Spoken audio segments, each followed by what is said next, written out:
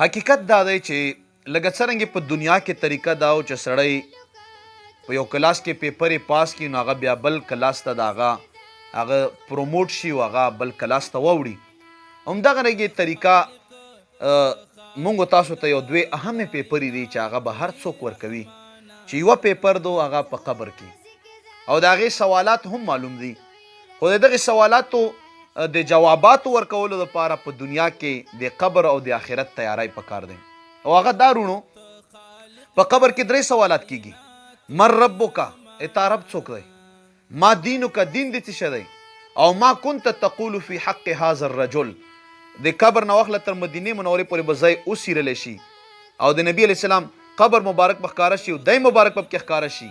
او توای بچ دغه سړی په حق لتا څه ویل په دنیا کې دا درې سوالات چې څوکم پاس کی الله دې په موږ تاسو باندې پاس کی نو الله فرمای د اسمان نبی علیہ السلام فرمای چې الله پاک دې طرف نه आवाज وشي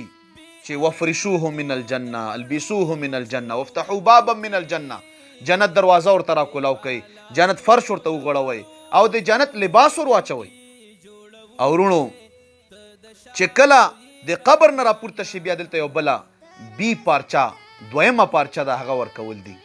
او په هغه کې د هر چا نه به سلور پوښتنې کیږي اوله پوښتنه ده چې تا زندگی څنګه تیر کړه ډیر مهم سوال دی دویم تا ځواني څنګه تیر کړه ځکه چې نوجوانی خو ډیر اوچت شوی دی په بوډاوالي کې خو بیا لیوم مطلب چې پرهیزګار وي در جوانی توبه شیوی پیغمبری است و در پیره گرکم شد پرهیزګار فارسی شاعری چې په لیوم په بوډاوالي کې پرهیزګار شي په ځوانۍ کې توبه چودا د پیغمبرانو طریقه او شیوه نو دویم سوال دا کېږي تا ځواني څنګه تیره کړې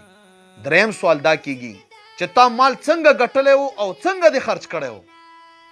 هی کاش کې چې خلک ورته سوچ وکړي